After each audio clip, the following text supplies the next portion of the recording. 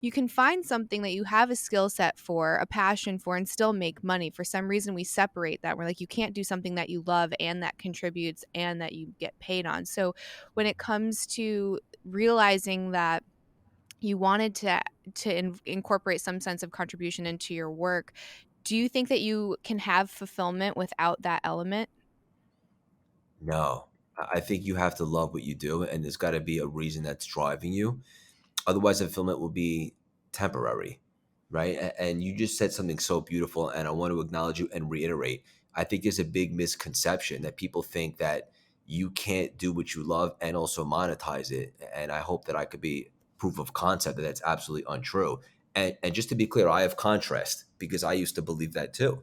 And when people used to say, find what you love and you'll never work a day in your life, I said, like, right. In my head, I'm like, it'll always be a job. And I'm glad I was wrong because anybody listening to this right now, you can absolutely create a hybrid of making a massive impact, having a lot of fun, and unapologetically making a lot of money. I believe when you're so passionate and excited about something, you don't have to worry so much about the how. Making money will end up just being an energetic exchange. It's a byproduct because you love what you do. I don't care if you love to talk about insects. You could start a blog, you could start a podcast, you can do anything.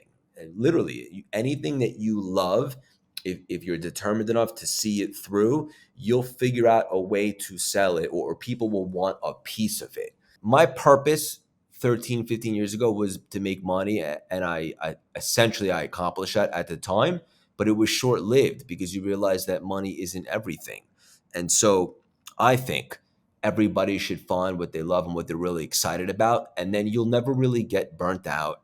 You'll never really have too big of setbacks because you have a really strong why and a really strong who you are, what your identity is, why you're doing it in the first place. So for anyone listening, could you make a lot of money and do something that you're not super passionate about it? Sure, we see it all the time. But then I ask you this, is that person successful if they're not happy? I don't think so.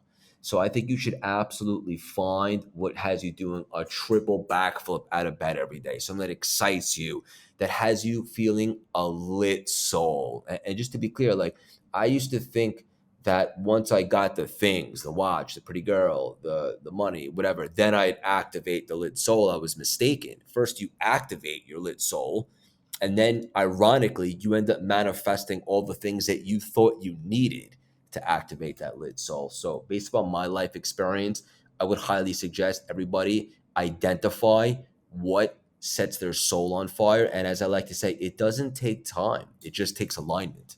A lot of people will answer that question when it comes to who am I, that fundamental philosophical spiritual question that seems simple, but when you go to answer it, and I have, I guess for lack of better words, failed at this exercise times over, and I'm like still trying to fine tune it because it's almost reflexive that you start to answer it with your roles and it's not your actual essence, or it's not your actual soul or your spirit or the thing that's your core.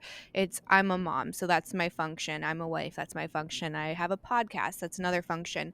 Instead of, well, if I strip all of those things away, they're still you, right? Like you aren't your name or your age. Like these things are all kind of like prescribed to you. So how do you get down to like, your actual essence before you go after your new passion or um what were you saying, like your lit soul, like finding your lit soul? Yeah. Yeah. You know the feeling when you're lit up. Like for me, this isn't work to me. Like having this great conversation with you, like there's nowhere else in the world I'd rather be. So I believe we're all part of the infinite and the collective. Hmm.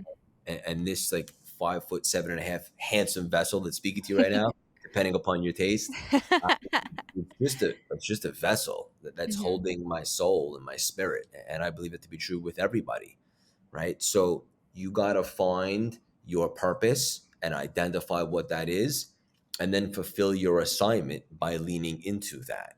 And that's when the magic happens.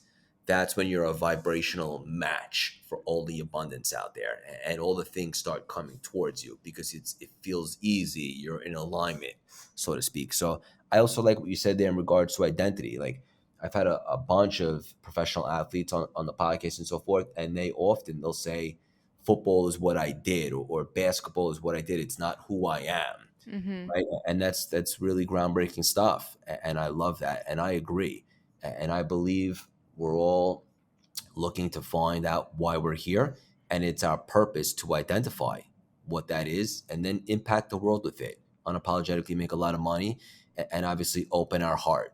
But you'll know when you find it. And for those of you guys that are listening right now and you're like, sounds good for you, you found it. Well, just to be clear, it took me 35 years, but better late than never. And I never gave up trying to find it. And then also, look what happened in a little over 2 years. I say very humbly. The brand has exploded. I'm having more fun than I ever had in my life. I've grown more. Ironically, I make more money than I ever made in my life. Like I said, it's just an energetic exchange. So you want to lean into that. And I believe you should never stop searching for what that is. And if you really can't figure out what it is, I would give you an exercise that's tangible right now, and I would make a list of 5 to 10 things that you absolutely love. Like if you could wake up tomorrow and not worry about money, what would you want to do? And then make another list and name 5 to 10 of your best skill sets. And somewhere in between, there's going to be something that you could sink your teeth into. Mhm. No, that's very, very useful.